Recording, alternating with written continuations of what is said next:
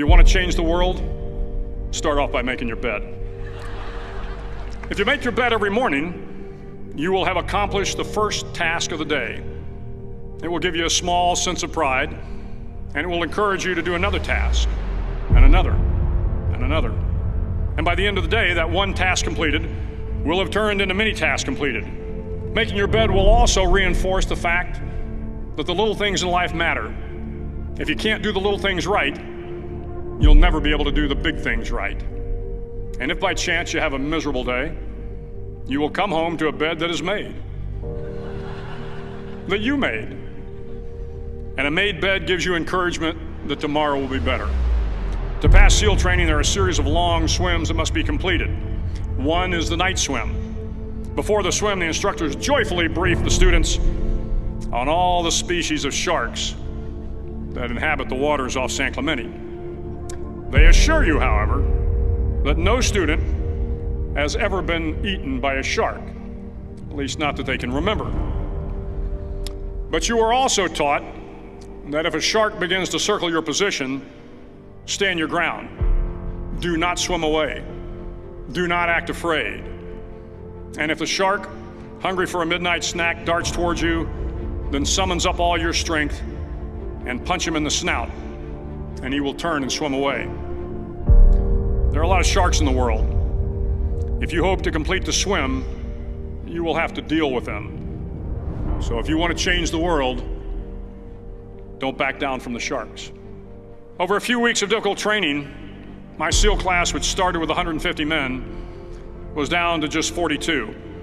There were now 6 boat crews of 7 men each. I was in the boat with the tall guys, but the best boat crew we had was made up of the little guys, the Munchkin crew, we called them. No one was over 5'5". The Munchkin boat crew had 1 American Indian, 1 African American, 1 Polish American, 1 Greek American, 1 Italian American, and 2 tough kids from the Midwest. They out-paddled, outran, and outswam all the other boat crews. The big men in the other boat crews would always make good-natured fun of the tiny little flippers the Munchkins put on their tiny little feet prior to every swim. But somehow these little guys from every corner of the nation and the world always had the last laugh, swimming faster than everyone and reaching the shore long before the rest of us. SEAL training was a great equalizer. Nothing mattered but your will to succeed, not your color, not your ethnic background, not your education, not your social status. If you want to change the world, measure a person by the size of their heart, not by the size of their flippers. The 9th week of training is referred to as Hell Week.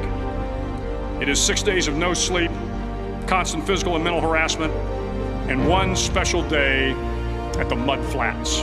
The Mud Flats are an area between San Diego and Tijuana where the water runs off and creates the Tijuana Sloughs, a swampy patch of terrain where the mud will engulf you.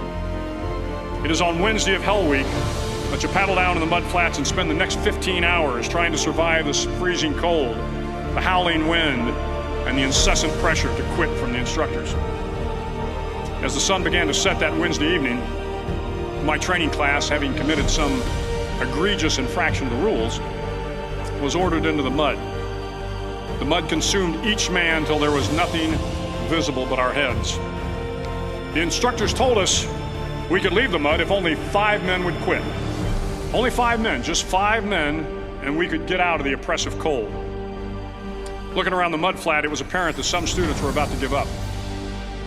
It was still over 8 hours till the sun came up. 8 more hours of bone-chilling cold. The chattering teeth and the shivering moans of the trainees were so loud, it was hard to hear anything. And then one voice began to echo through the night. One voice raised in song. The song was terribly out of tune, but sung with great enthusiasm. One voice became 2, and 2 became 3, and before long, everyone in the class was singing.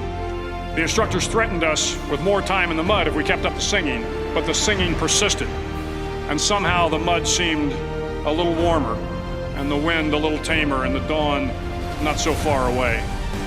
If I have learned anything in my time traveling the world, it is the power of hope. The power of one person, a Washington, a Lincoln, King, Mandela, and even a young girl from Pakistan, Malala. One person can change the world by giving people hope. So if you want to change the world, start each day with a task completed. Find someone to help you through life. Respect everyone. Know that life is not fair and that you will fail often. But if you take some risks, step up when the times are the toughest, face down the bullies, lift up the downtrodden, and never ever give up. If you do these things, the next generation and the generations that follow will live in a world far better than the one we have today. And what started here will indeed have changed the world for the better.